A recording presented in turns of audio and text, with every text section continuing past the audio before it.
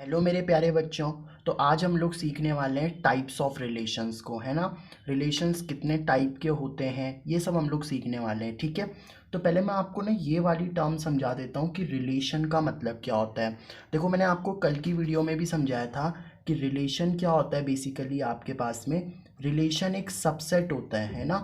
Relation is a subset, relation is a subset of A, या ऐसा लिख लो, relation is a subset of Cartesian product, है ना। रिलेशन क्या होता है आपके पास में, एक सबसेट होता है कार्टेशियन प्रोडक्ट का। अब पहले मैं आपको ये मतलब समझाता हूँ कि सबसेट का मतलब क्या होता है हमारे पास में, और फिर मैं आपको समझाऊंगा कि ये कार्टेशियन प्रोडक्ट का मतलब क्या होता है, ठीक है। तो पहले हम लोग देख लो, ये समझते हैं कि ये सबसेट का मतलब क्या होता है। देखो बहुत सिंपल है ना। जैसे मान लो आपने, सबसे पहले हम ये समझ लेते हैं कि सबसेट क्या होता है, ठीक है। तो देखो, सबसेट बहुत सिंपल चीज़ होती है। सबसेट को समझाने के लिए, जैसे मान लो आप लोगों ने एक सेट ले लिया, ए सेट। ए सेट क्या है मेरे पास में, 1 2 3, ये मैंने ए सेट ले लिया। अब मुझे इस ए सेट के ना सबसेट बताने हैं। इस ए सेट के क्या बताने हैं मेरे को, सबसेट बताने। तो आप कैसे ए सेट के सबसेट बता सकते हो, देखो किसी भी सेट का ना सबसे पहले दो सबसेट जरूर होते हैं। कौन कौन से, एक तो होता है उसका नल सेट। नल सेट का मतलब क्या होता है, अगर एक सेट के अंदर कुछ ना लिखा हो ना तो वो नल सेट है। देखो जैसे इस सेट के अंदर कुछ नहीं लिखा हुआ तो ये नल सेट की कैटेगरी में आएगा। तो ये नल सेट है, इसके अंदर कोई एलिमेंट नहीं है ना भाई, तो ये नल सेट हो गया। तो एक तो नल सेट होता है, किसी भी सेट का एक सबसेट क्या होता है, नल सेट होता है। और एक खुद वो पूरा सेट होता है। जैसे यहाँ पे आपने पूरा सेट क्या लिख लिया, 1 2 3। तो इस सेट के दो सबसेट तो जरूर होंगे, एक नल सेट होगा और एक वो पूरा का पूरा खुद सेट होगा। अब बाकी कौन कौन से बचे, तो अब बाकी आप क्या कर सकते हो, देखो जैसे मान लो मैंने इस सेट को लिया और इस सेट में से एक ही एलिमेंट लिया 1, या आप ऐसा भी कर सकते थे कि एक ही एलिमेंट लेते 2, या आप ऐसा भी कर सकते थे कि एक ही एलिमेंट क्या लेते हैं यहाँ पे, सिर्फ 3 ले लेते हैं। तो ये देखो तीन और सबसेट बन गए इसके। अब आपने पहले एक एक लिए, अब दो दो ले लो। तो दो दो में आप लोग क्या कर सकते हो, पहले आप लोगों ने मान लो 1 और 2 ले लिया, और फिर आप लोगों ने 2 और 3 ले लिया, है ना। और फिर आप लोगों ने क्या ले लिया, 1 और 3 ले लिया, है ना। पहले मैंने दो दो के पेयर लिए ना, पहले 1 और 2 लिया, ठीक है। पहले मैंने 1 और 2 ले लिया, फिर मैंने 2 और 3 ले लिया, और फिर मैंने 1 और 3 ले लिया। इसके अलावा कुछ नहीं बचेगा। अच्छा ऐसा मत कर देना कि आपने 2 और 3 लिखा और आप बोलोगे यार एक सबसेट तो ये भी बन सकता है 3 और 2, ना भाई ये नहीं बन सकता। क्योंकि सेट के अंदर क्या होता है, ऑर्डर का कोई महत्व नहीं होता। आप 2 3 लिख लो चाहे 3 2 लिख लो, एक ही बात है, ठीक है। तो इस ए सेट के देखो यहाँ पे आपके 8 सबसेट बन गए, 1 2 3 4 5 6 7 8। तो इस तरीके से आप किसी भी सेट के सबसेट बना सकते हो। जैसे एक और सेट लिख लेता हूँ, मान लो मैं एक बी सेट है मेरे पास में, जिसमें एलिमेंट है ए और बी। तो बताओ इस सेट के कौन कौन सबसेट बनेंगे। तो देखो इस सेट के कौन कौन सबसेट बनेंगे, सबसे पहले नल सेट तो बनेगा ही भाई, वो तो हर सेट का ही सबसेट होता है।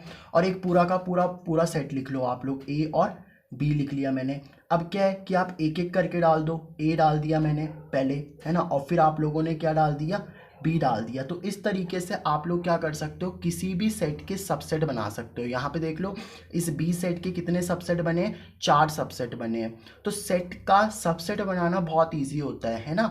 बस उस सेट के एलिमेंट्स को लेते जाओ तो आपका सबसेट बन जाएगा। अब मैं आपको बताता हूँ ये कार्टेशियन प्रोडक्ट क्या होता है, ठीक है।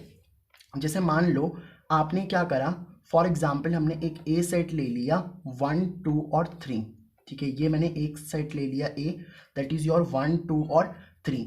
और दूसरा ही मैंने इसका एक कॉपी सेट ले लिया, मतलब दूसरा भी मैंने ए सेट ही ले लिया। पहला भी मैंने ए सेट लिया और दूसरा मैंने इसका कॉपी ले लिया ए सेट। तो बताओ अगर ए सेट के अंदर 1 2 3 है तो दूसरे वाले ए सेट के अंदर भी क्या आता होगा, 1 2 3 आता होगा, है ना। अगर पहले वाले ए सेट के अंदर 1 2 3 है तो दूसरे वाले सेट के अंदर भी क्या आएगा, 1 2 3 तो आएगा। अब अगर मैं आपसे पूछूं कि इस ए सेट को इस ए सेट को मल्टीप्लाई करो, मतलब ए कार्टेशियन प्रोडक्ट ए निकालो। तो ए कार्टेशियन प्रोडक्ट ए निकालने का मतलब क्या है, बहुत सिंपल है। देखो भाई, देखो दो सेट को अगर हम मल्टीप्लाई कर रहे हैं तो एक सेट ही तो निकलेगा। अगर दो सेट को मल्टीप्लाई कर रहे हैं तो क्या निकलेगा, एक सेट ही निकलेगा। अब वो कैसे निकलेगा, देखो पहले इस 1 को लिख देंगे हम लोग 1 के साथ में, तो 1 को लिख दो आप लोग 1 के साथ में। फिर आपने क्या करा, 1 को ऑल्सो किसके साथ में लिख दिया, 2 के साथ में भी, तो 1 को लिख दिया मैंने 2 के साथ में भी। फिर आपने क्या करा, 1 को लिख दिया हम लोगों ने 3 के साथ में भी, तो 1 को लिख दिया मैंने 3 के साथ में। तो पहले इस ए सेट के 1 एलिमेंट को, है ना, पहले एलिमेंट को सबके साथ लिख दिया। अब दूसरे एलिमेंट को भी लिखो, पहले 2 को लिखोगे आप लोग 1 के साथ में, है ना। फिर आप देखो पहले क्या करा मैंने, यहाँ पे 2 को लिखा 1 के साथ में, फिर लिखोगे 2 को 2 के साथ में, और फिर लिखोगे 2 को 3 के साथ में। तो 2 को 1 के साथ, 2 को 2 के साथ, और फिर लिखोगे आप लोग 2 को 3 के साथ में। ऐसे अब 3 बच गया, तो 3 को लिखो पहले 1 के साथ, फिर 3 को लिखेंगे हम लोग 2 के साथ में, और फिर 3 को लिख देंगे हम लोग 3 के साथ में। तो 3 को लिखोगे आप लोग पहले 1 के साथ में, फिर 3 को लिखोगे आप लोग 2 के साथ में, और फिर 3 को लिखेंगे हम लोग 3 के साथ में। तो ये बन गया आपका कार्टेशियन प्रोडक्ट। अब देखो रिलेशन की डेफिनेशन सुनो। रिलेशन क्या होता है, रिलेशन एक सबसेट होता है। रिलेशन क्या होता है, एक सबसेट होता है किसका, कार्टेशियन प्रोडक्ट का। यानी कि जो मैंने ये कार्टेशियन प्रोडक्ट बनाया है ना, इसी के जो सबसेट होंगे वो रिलेशन कहलाएंगे। सबसेट मतलब इनमें से कोई एलिमेंट ले लो भाई। अब देखो जैसे मैं यहाँ पे आप लोगों का क्या कर रहा हूँ, एक रिलेशन ले रहा हूँ, है ना, इसको मैं R1 रिलेशन बोल देता हूँ।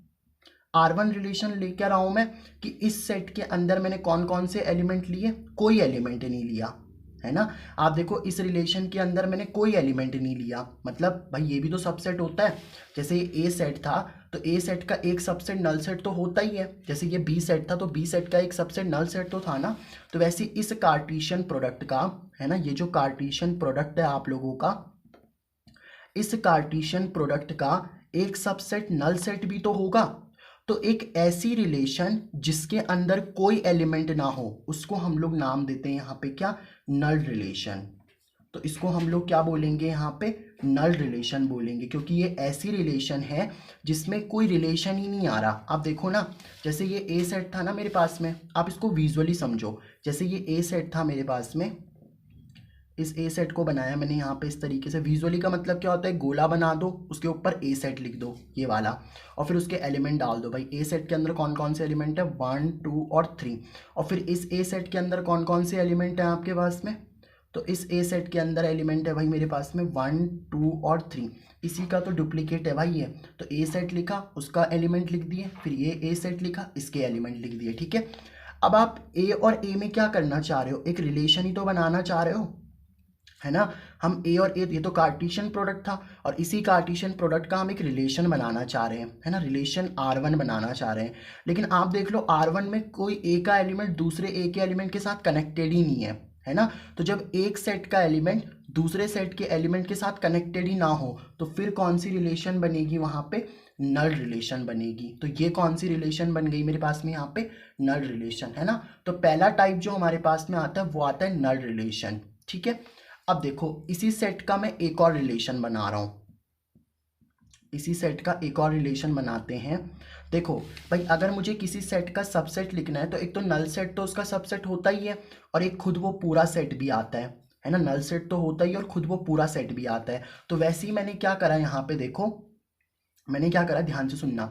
ये ए कार्टेशियन प्रोडक्ट ए था ना भाई, इसका सबसेट एक तो क्या हो सकता है कि आप कोई एलिमेंट ना लो, और एक क्या हो सकता है कि आप पूरे के पूरे एलिमेंट ले लो, वो भी तो सबसेट में आएगा। जैसे ये ए सेट था, तो इस ए सेट का देखो सबसेट क्या बना, ये पूरा का पूरा सेट बना कि नहीं बना। जैसे ये बी सेट था, तो बी सेट क्या था, ए और बी, तो इसका सबसेट ए और बी भी बना, ये सबसेट है भाई इसके, है ना, ये क्या है, इसके सबसेट है। तो वैसे इस कार्टेशियन प्रोडक्ट का एक रिलेशन क्या बनेगा कि आप सारे के सारे एलिमेंट्स लिख दो।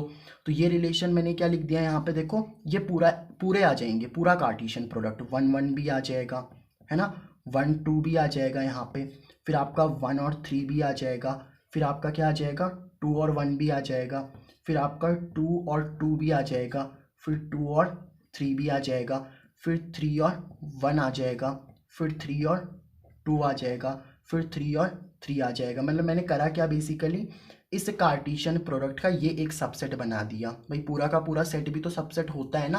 तो ये क्या बन गया आपके पास में, रिलेशन बन गया। अब देखो जब पूरा का पूरा कार्टेशियन प्रोडक्ट का आप लोगों ने सबसेट बनाया, तो वो रिलेशन तो होगा। तो ऐसी रिलेशन को हम लोग नाम देते हैं यहाँ पे क्या, यूनिवर्सल रिलेशन, है ना। इसको आप लोग क्या नाम दोगे यहाँ पे, this is your universal relation. तो सर यूनिवर्सल रिलेशन का मतलब क्या होता है भाई, जब एक सेट के एलिमेंट दूसरे सेट के एलिमेंट के साथ सारे कनेक्ट हो जाएं तो वो यूनिवर्सल रिलेशन बनाएगा। देखो मैं आपको समझाता हूँ।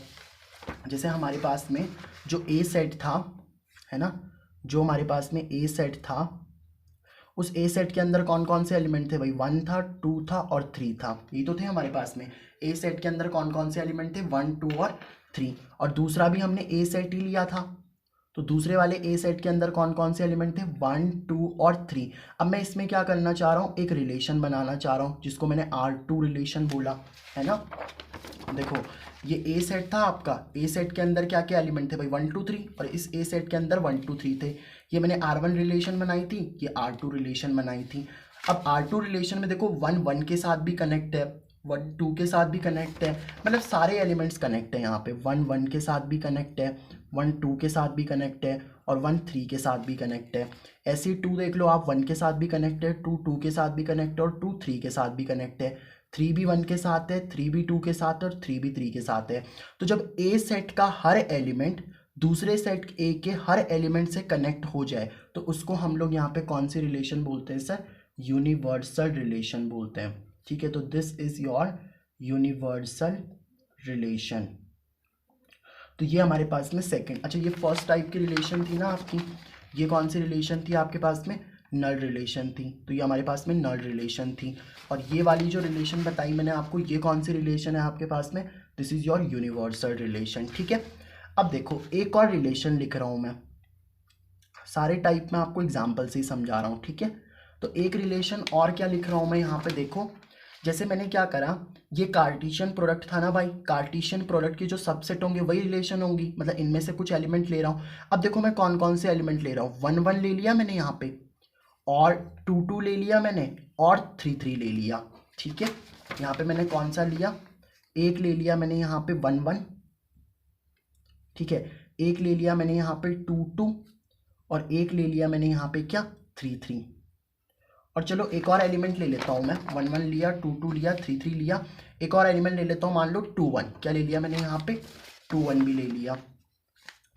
तो अब आप इस रिलेशन में देखो, इस रिलेशन में क्या हो रहा है ना, कि इस रिलेशन में देखो ये जो 1 है ये 1 से कनेक्टेड है, 2 किससे कनेक्टेड है, 2 से, 3 किससे कनेक्टेड है, 3 से। तो बेसिकली एक ऐसी रिलेशन जिसमें एक एलिमेंट का खुद के एलिमेंट के साथ में ही रिलेशन हो, उसको हम लोग यहाँ पे नाम देते हैं क्या, रिफ्लेक्सिव रिलेशन, है ना। इसको हम लोग क्या नाम देंगे यहाँ पे, रिफ्लेक्सिव रिलेशन। इस रिलेशन को आप लोग क्या नाम दोगे, रिफ्लेक्सिव रिलेशन। देखो एक बार बताओ, जैसे मान लो ये आपका ए सेट था और ये आपका दूसरा ए सेट था।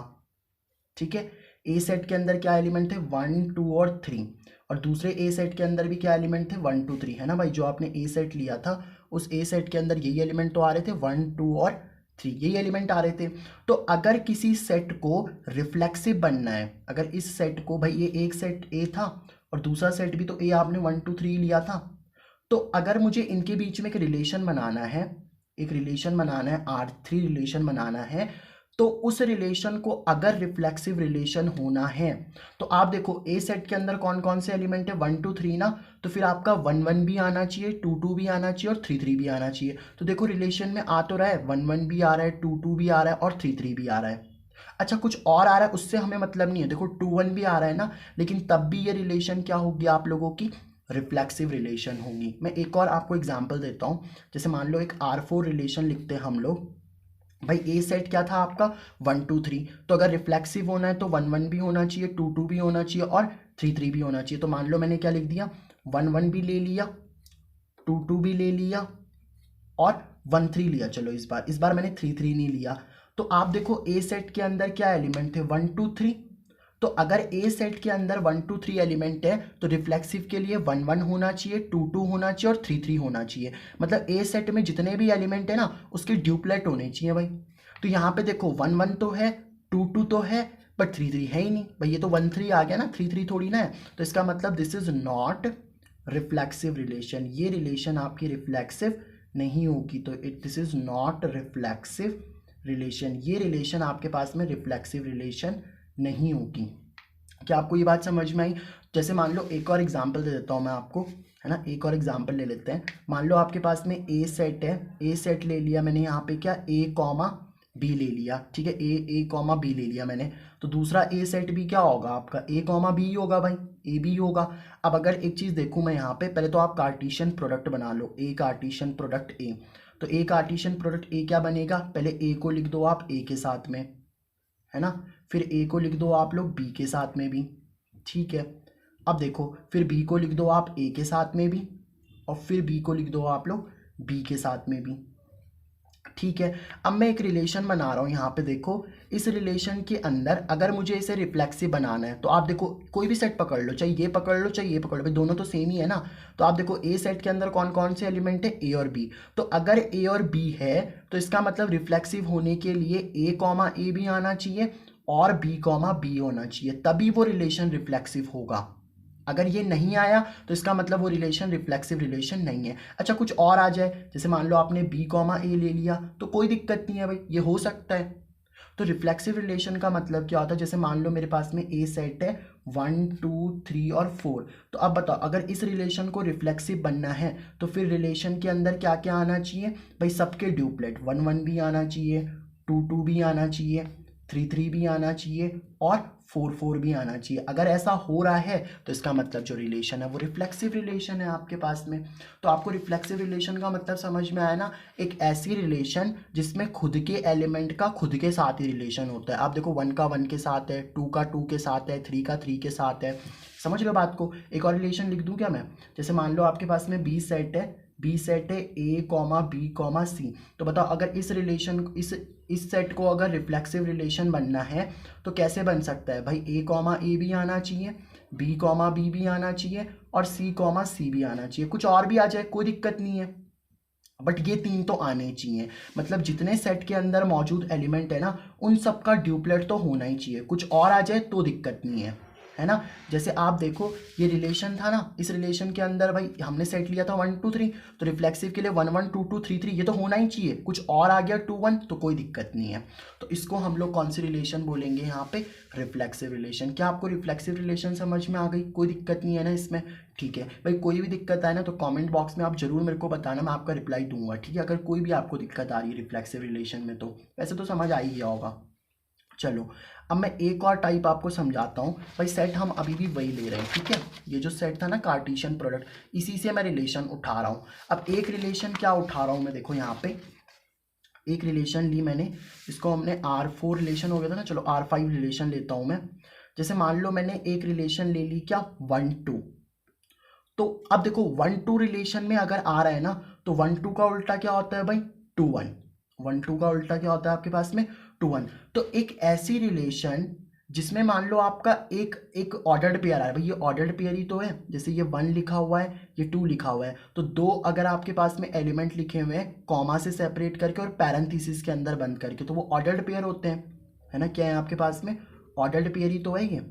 अरे ऑर्डर्ड पेयर पता है ना आपको, जैसे मान लो आपके पास में ए लिखा हुआ है बी लिखा हुआ है भाई, दो एलिमेंट है, दो एलिमेंट को कॉमा से सेपरेट करो और ये पैरेंथेसिस के अंदर बंद कर दो। इन ब्रैकेट को क्या बोलते हैं हम लोग, पैरेंथेसिस बोलते हैं ना। तो दो एलिमेंट को लिख करके अगर पैरेंथेसिस के अंदर बंद कर दोगे तो वो ऑर्डर्ड पेयर बन जाएगा। कुछ भी हो सकते हैं, नंबर्स हो सकते हैं, चलो 1 2 लिख लो, लेटर्स भी हो सकते हैं, कुछ भी हो सकता है भाई ये, ठीक है। तो ये ऑर्डर्ड पेयर होता है। तो अब आप देखो 1 2 लिखा हुआ था ना, तो 1 2 का उल्टा क्या होता है 2 1। तो अगर एक रिलेशन में उसी का ऑपोजिट अगर मौजूद है तो उस रिलेशन को हम लोग यहाँ पे क्या नाम देंगे, सिमेट्रिक रिलेशन नाम देंगे, है ना। इसको आप लोग क्या बोलोगे यहाँ पे, this is your symmetric relation, ठीक है। देखो एक और रिलेशन बताता हूँ मैं आपको, जैसे मान लो एक R6 रिलेशन में क्या ले रहा हूँ, R6 रिलेशन ले रहा हूँ मैं यहाँ पे 1 2 है आपका रिलेशन में, 2 3 है आपका रिलेशन में, ठीक है। 1 2 है 2 3 है, अच्छा 2 1 भी है, क्या है आपके पास में 2 1 भी है। तो अब बताओ मेरे को ये रिलेशन सिमेट्रिक है कि नहीं है, तो आप बोलोगे सर 1 2 है ना रिलेशन में, तो 1 2 का उल्टा क्या होगा 2 1। हाँ बिल्कुल है, 1 2 है ना रिलेशन में, तो 2 1 भी है सर। तो अगर 1 2 है तो 2 1 भी है। अच्छा अब देखो इस वाले को देखो 2,3 है ना रिलेशन में, भाई इस रिलेशन में 1,2 आया तो उसका उल्टा 2,1 भी आया, लेकिन इसमें देखो 2,3 भी तो आ रहा है, लेकिन इसका उल्टा 3,2 तो है ही नहीं इस रिलेशन में, तो इसका मतलब this is not symmetric relation, ये रिलेशन आपके पास में सिमेट्रिक नहीं है, this is not symmetric relation. क्या आपको ये वाली बात समझ में आ रही है क्या आपको सिमेट्रिक रिलेशन का फंडा क्लियर हो रहा है? जैसे एक और रिलेशन लिख लूँ मैं, मान लो R7 रिलेशन, या R7 रिलेशन क्या लिख रहा हूँ ध्यान से सुनना। जैसे मान लो मैंने लिख दिया 1,3 है रिलेशन में, 3,1 है रिलेशन में आपके पास में, ठीक है, 2,3 भी रिलेशन में है और 3,2 भी रिलेशन में। तो अब मेरे को बताओ क्या ये रिलेशन सिमेट्रिक है? तो आप बोलोगे यार 1,3 तो है रिलेशन में, 1,3 का उल्टा 3,1 भी है, 2,3 है रिलेशन में और 2,3 का उल्टा 3,2 भी है, तो इसका मतलब क्लियरली सर ये सिमेट्रिक रिलेशन है। कौन सी रिलेशन है आपके पास में ये? This is your symmetric relation. क्या आपको ये फंडे समझ आ रहे हैं? रिफ्लेक्सिव रिलेशन समझ में आया, सिमेट्रिक रिलेशन समझ में आया, ठीक है।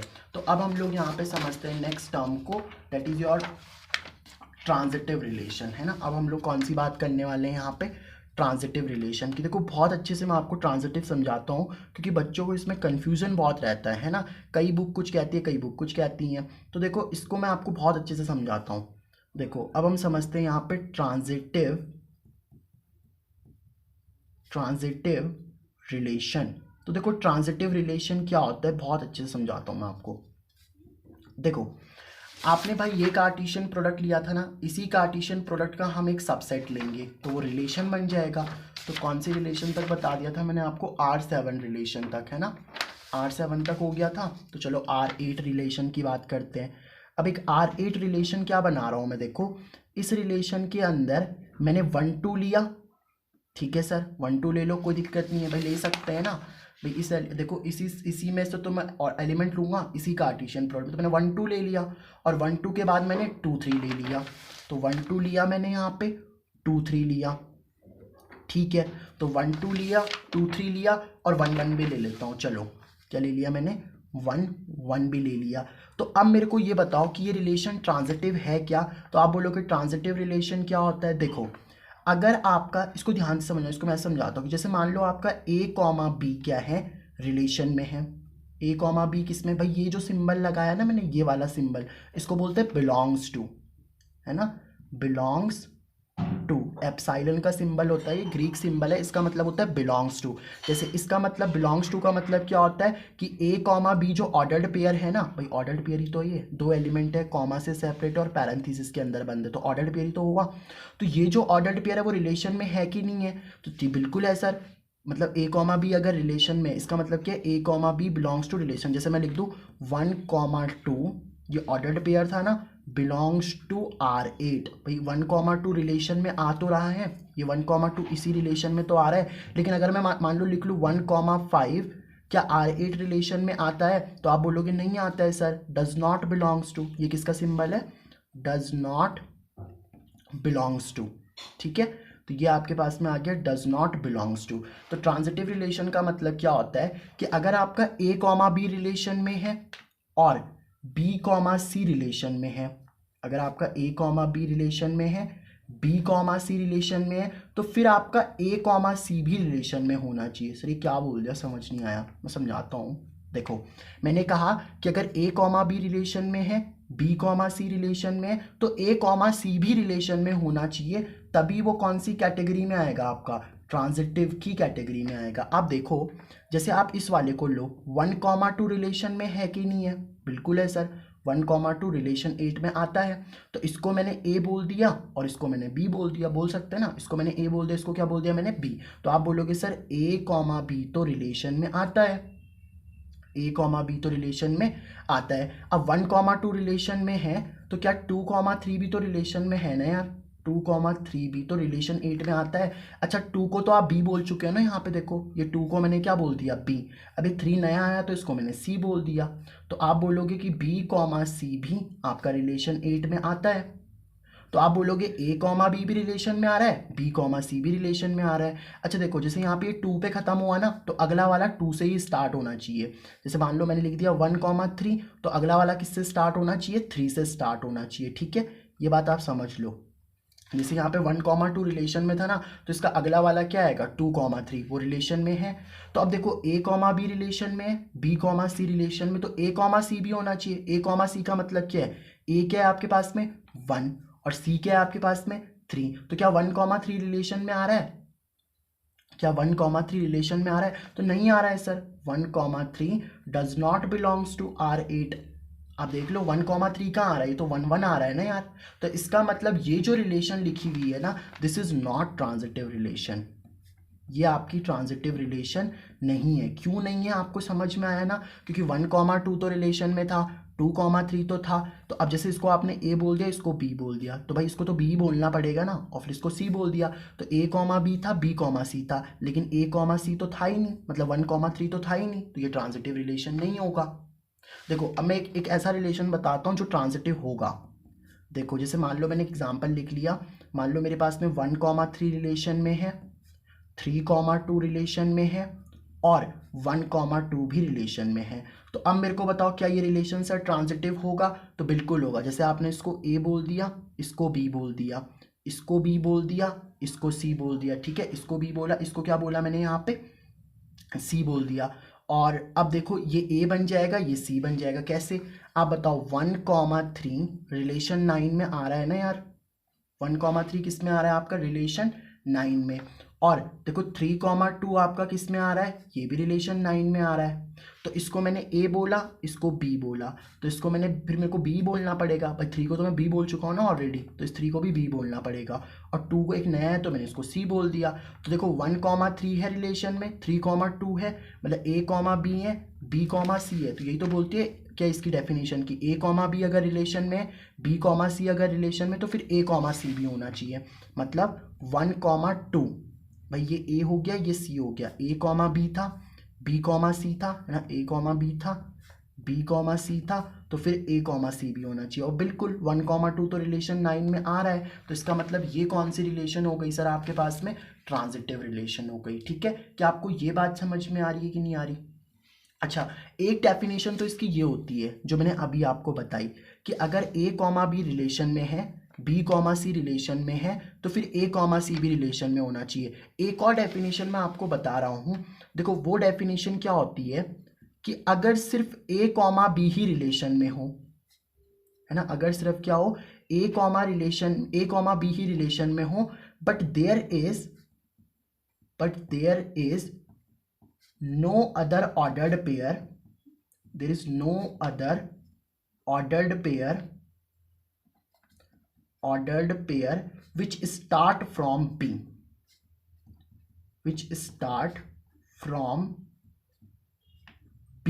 तो वो तब भी क्या होगा आप लोगों का, ट्रांजिटिव होगा। सर ये क्या बोल दिया, समझ नहीं आया, मैं बताता हूँ, रुको।